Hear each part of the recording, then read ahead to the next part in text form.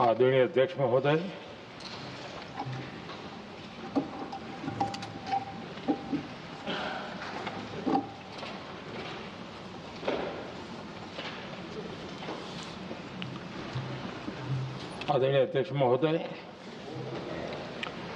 मैं इस सम्मानित सदन में पश्चिम एशिया में चल रहे संघर्ष और इसकी वजह से भारत के सामने आई चुनौतियों पर बात रखने के लिए उपस्थित हुआ हूं। इस समय पश्चिमी एशिया की हालत चिंताजनक है। बीते 2-3 हफ्तों में जयशंकर जी ने और हरदीप पुरी जी ने इस विषय पर सदन को जरूरी जानकारी दी है। अब इस संकट को 3 सप्ताह से ज्यादा हो रहा है। इसका पूरे विश्व की अर्थव्यवस्था पर, लोगों के जीवन पर बहुत ही विपरीत असर हो रहा है।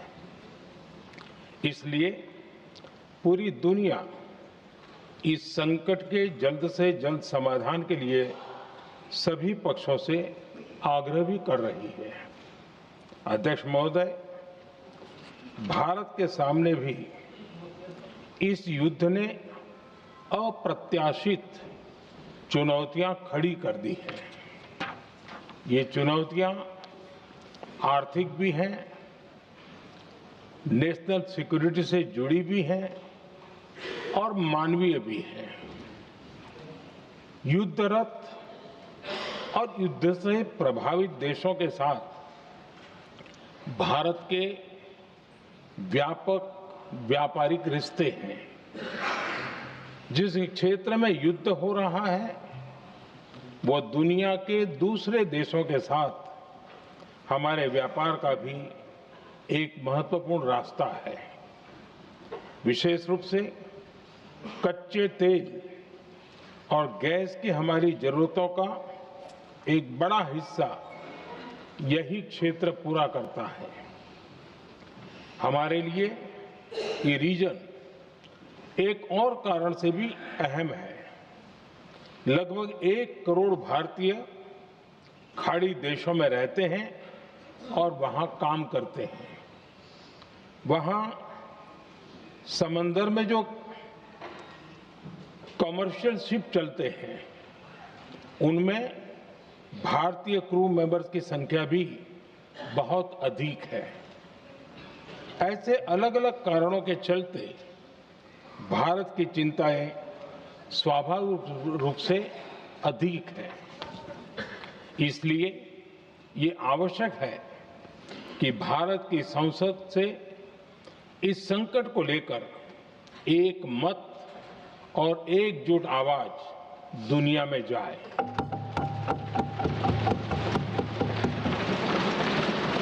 अध्यक्ष जी, जब से ये युद्ध शुरू हुआ है तब से ही प्रभावित देशों में हर भारतीय को जरूरी मदद दी जा रही है। मैंने खुद पश्चिम एशिया के ज्यादातर देशों के राष्ट्राध्यक्षों के साथ 2 राउंड फोन पर बात की है। सभी ने भारतीयों की सुरक्षा का पूरा आश्वासन दिया है। दुर्भाग्य से इस दौरान कुछ लोगों की दुखद मृत्यु हुई है और कुछ घायल हुए हैं।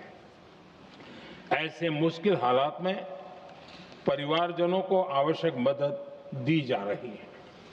जो घायल है उनका बेहतर इलाज सुनिश्चित कराया जा रहा है। अध्यक्ष जी, प्रभावित देशों में हमारे जितने भी मिशन हैं वो निरंतर भारतीयों की मदद करने में जुटे हैं। वहां काम करने वाले भारतीय हो या फिर जो टूरिस्ट वहां गए हैं, सभी को हर संभव मदद दी जा रही है। हमारे मिशन नियमित रूप से एडवाइजरी जारी कर रहे हैं। यहां भारत में और अन्य प्रभावित देशों में 24/7 कंट्रोल रूम और आपातकालीन हेल्पलाइन स्थापित की गई है। इनके माध्यम से सभी प्रभावितों को त्वरित जानकारी दी जा रही है। अध्यक्ष जी, संकट की स्थिति में देश विदेश में भारतीयों की सुरक्षा हमारी बहुत बड़ी प्राथमिकता रही है। युद्ध शुरू होने के बाद से लेकर अब तक 3,75,000 से अधिक भारतीय सुरक्षित भारत लौट चुके हैं। ईरान से ही अभी तक लगभग 1,000 भारतीय सुरक्षित वापस लौटे हैं। इनमें 700 से अधिक मेडिकल की पढ़ाई करने वाले युवा हैं। खाड़ी देशों में भारतीय स्कूलों में हजारों विद्यार्थी पढ़ते हैं। सीबीएसई ने ऐसे सभी भारतीय स्कूलों में होने वाली कक्षा 10वीं और 12वीं की निर्धारित परीक्षाओं को रद्द कर दिया है। इन बच्चों की पढ़ाई निर्बाध चलती रहे, इसके लिए सीबीएसई उचित कदम उठा रही है। यानी सरकार संवेदनशील भी है, सतर्क भी है और हर सहायता के लिए तत्पर भी है। माननीय अध्यक्ष जी, भारत में बड़ी मात्रा में कच्चा तेल, गैस और फर्टिलाइजर जैसी अनेक जरूरी चीजें हॉर्मुज स्ट्रेट के रास्ते से आती हैं। युद्ध के बाद से ही हॉर्मुज स्ट्रेट में जहाजों का आना जाना बहुत चुनौतीपूर्ण हो गया है। बावजूद इसके हमारी सरकार का ये प्रयास रहा है कि पेट्रोल, डीजल और गैस की सप्लाई बहुत ज्यादा प्रभावित न हो। देश के सामान्य परिवारों को परेशानी भी कम से कम हो, इस पर हमारा फोकस रहा है। हम सभी जानते हैं, देश अपनी जरूरत की 60% एलपीजी आयात करता है। इसकी सप्लाई में अनिश्चितता के कारण सरकार ने एलपीजी के डोमेस्टिक उपयोग को प्राथमिकता दी है। साथ ही एलपीजी के देश में ही उत्पादन को भी बढ़ाया जा रहा है। पेट्रोल, डीजल की सप्लाई पूरे देश में सुचारू रूप से होती रहे, इस पर भी लगातार काम किया गया है। अध्यक्ष जी, आज की इन परिस्थितियों में एनर्जी सिक्योरिटी को लेकर बीते एक दशक में उठाए गए कदम और भी प्रासंगिक हो गए हैं। भारत ने बीते 11 वर्षों में अपनी एनर्जी इंपोर्ट का डाइवर्सिफिकेशन किया है। पहले क्रूड ऑयल, एलएनजी, एलपीजी ऐसी एनर्जी जरूरतों के लिए 27 देशों से इंपोर्ट किया जाता था। वहीं आज भारत 41 देशों से एनर्जी इंपोर्ट करता है। अध्यक्ष जी, बीते दशक में भारत ने संकट के ऐसे ही समय के लिए कच्चे तेल के भंडारण को भी प्राथमिकता दी है। आज भारत के पास 53 लाख मीट्रिक टन से अधिक का स्ट्रेटेजिक पेट्रोलियम रिजर्व है और 65 लाख मीट्रिक टन से अधिक के रिजर्व की व्यवस्था पर देश काम कर रहा है। हमारी तेल कंपनियों के पास जो रिजर्व रहता है वो अलग है। बीते 11 वर्षों में हमारी रिफाइनिंग कैपेसिटी में भी उल्लेखनीय वृद्धि हुई है। अध्यक्ष जी, सरकार अलग अलग देशों के सप्लायर्स के साथ भी लगातार संपर्क में है। प्रयास ये है कि जहां से संभव हो वहां से तेल और गैस की सप्लाई होती रहे। भारत सरकार गल्फ और आसपास के शिपिंग रूट्स पर निरंतर नजर बनाए हुए है। हमारा प्रयास है कि तेल हो, गैस हो, फर्टिलाइजर हो, ऐसे हर जरूरी सामान से जुड़े जहाज भारत तक सुरक्षित पहुंचे। हम अपने सभी वैश्विक सहयोगियों के साथ निरंतर संवाद कर रहे हैं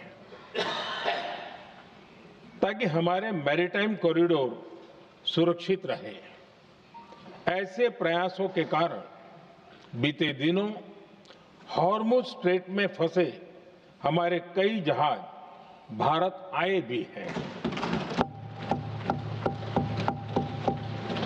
अध्यक्ष जी, संकट के इस समय में देश की एक और तैयारी भी बहुत काम आ रही है। पिछले 10-11 साल में इथेनॉल के उत्पादन और उसकी ब्लेंडिंग पर अभूतपूर्व काम हुआ है। एक दशक पहले तक देश में सिर्फ 1-1.5% इथेनॉल ब्लेंडिंग कैपेसिटी थी। आज हम पेट्रोल में 20% इथेनॉल ब्लेंडिंग के करीब पहुंच रहे हैं। इसके कारण प्रति वर्ष करीब 4.5 करोड़ बैरल कम ऑयल इंपोर्ट करना पड़ रहा है। ऐसे ही रेलवे के बिजलीकरण से भी बहुत बड़ा फायदा हो रहा है।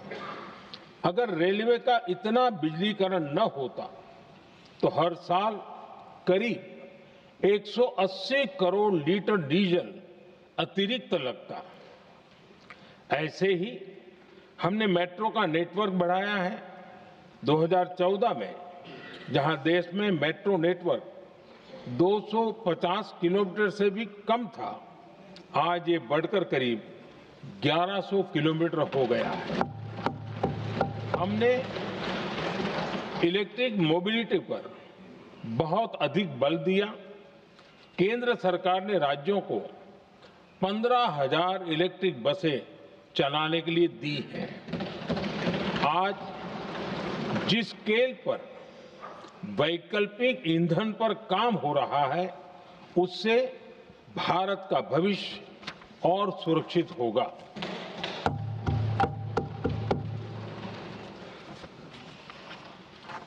आदरणीय अध्यक्ष जी, हम जानते हैं कि एनर्जी आज इकोनॉमी की रीढ़ है और ग्लोबल एनर्जी नीड्स को पूरा करने वाला एक बड़ा सोर्स वेस्ट एशिया है।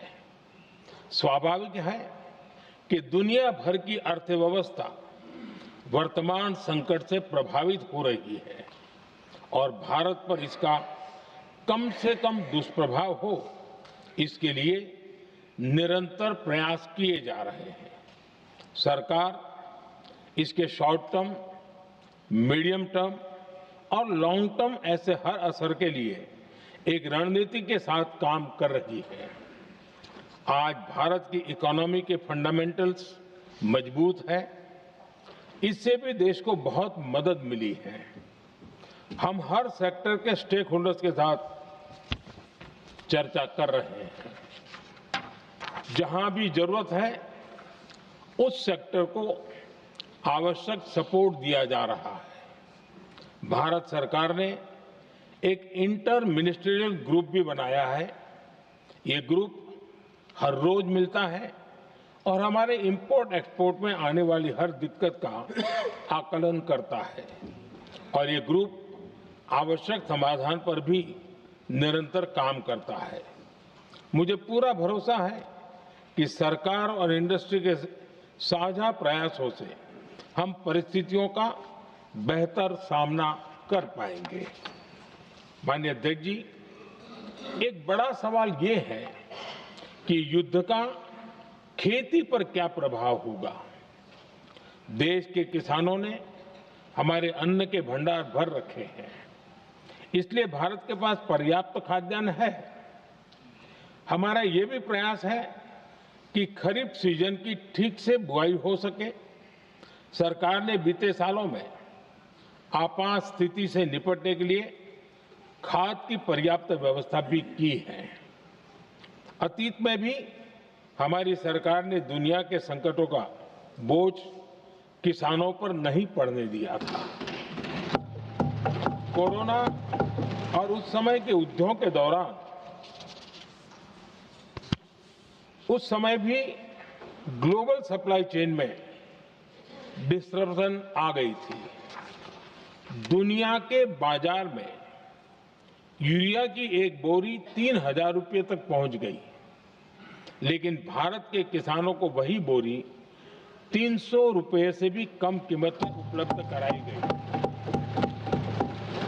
अध्यक्ष जी, देश के किसानों को इस प्रकार के संकटों से बचाने के लिए भी बीते वर्षों में अनेक कदम उठाए गए हैं। पिछले एक दशक में देश में 6 यूरिया प्लांट शुरू किए गए हैं। इससे सालाना 76 लाख मैट्रिक टन से अधिक की यूरिया प्रोडक्शन कैपेसिटी जुड़ी है। इस दौरान डीएपी और एनपीकेएस जैसी खाद का घरेलू उत्पादन भी करीब 50 लाख मैट्रिक टन बढ़ाया गया है। इतना ही नहीं, तेल और गैस की तरह खाद के आयात को भी डाइवर्सिफाई किया गया है।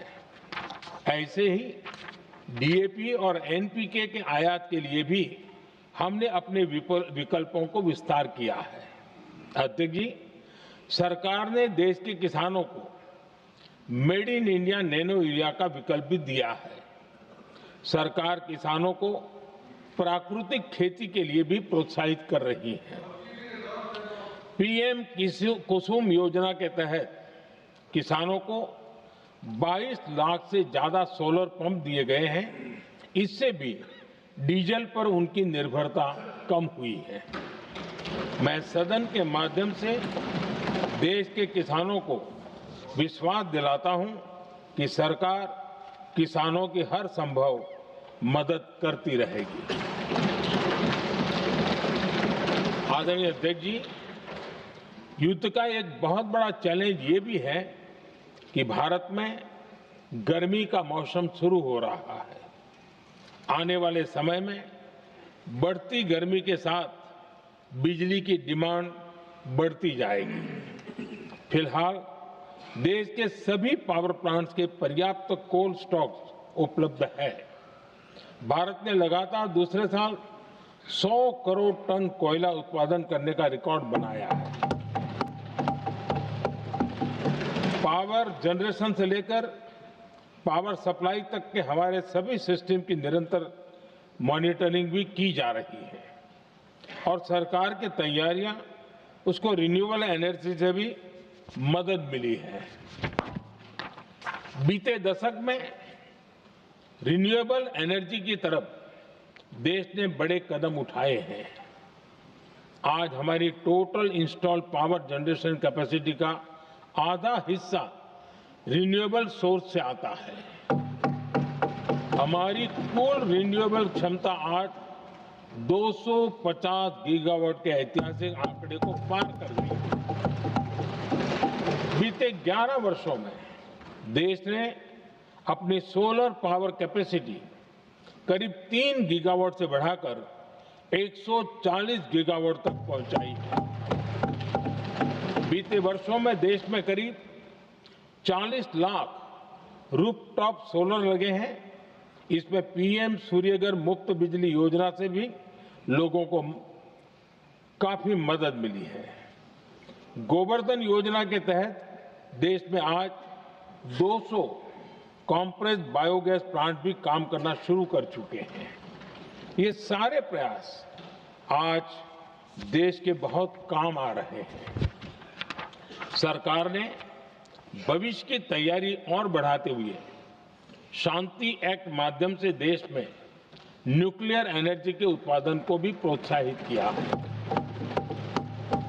कुछ ही दिन पहले small hydro power development scheme को भी हरी झंडी दी गई है, जिससे अगले 5 वर्षों में 1500 मेगावाट नई हाइड्रो पावर कैपेसिटी जोड़ी जाएगी। आदरणीय अध्यक्ष जी, जहां तक डिप्लोमेसी की बात है, भारत की भूमिका स्पष्ट है। शुरुआत से ही हमने इस संघर्ष को लेकर अपनी गहरी चिंता व्यक्त की है। मैंने स्वयं भी पश्चिम एशिया की सभी संबंधित नेताओं से बातचीत की है। मैंने सभी से तनाव को कम करने और इस संघर्ष को खत्म करने का आग्रह किया है। भारत ने नागरिकों, एनर्जी और ट्रांसपोर्ट से जुड़े इंफ्रास्ट्रक्चर पर हमलों का विरोध किया है।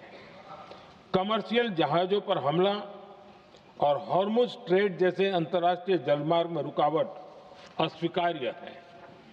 भारत डिप्लोमेसी के जरिए युद्ध के इस माहौल में भी भारतीय जहाजों के सुरक्षित आवागमन के लिए निरंतर प्रयास कर रहा है।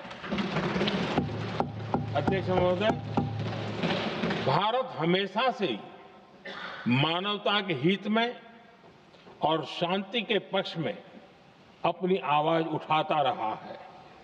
मैं फिर कहूंगा कि बातचीत और कूटनीति ही इस समस्या का समाधान है। हमारे हर प्रयास तनाव को कम करने, इस संघर्ष को समाप्त करने के लिए है। इस युद्ध में किसी के भी जीवन पर संकट मानवता के हित में नहीं है। इसलिए भारत का प्रयास सभी पक्षों को जल्द से जल्द शांतिपूर्ण समाधान के लिए प्रोत्साहित करने का है। अध्यक्ष जी, जब ऐसे संकट आते हैं तो कुछ तत्व इसका गलत फायदा उठाने की कोशिश भी करते हैं। इसलिए कानून व्यवस्था सुनिश्चित करने वाली सभी एजेंसियों को अलर्ट पर रखा गया है। कोस्टल सिक्योरिटी हो, बॉर्डर सिक्योरिटी हो, साइबर सिक्योरिटी हो, स्ट्रेटेजिक इंस्टॉलेशंस हो, सबकी सुरक्षा को और मजबूत किया जा रहा है। अध्यक्ष जी, इस युद्ध के कारण दुनिया में जो कठिन हालात बने हैं, उनका प्रभाव लंबे समय तक बने रहने की आशंका है। इसलिए हमें तैयार रहना होगा, हमें एकजुट रहना होगा।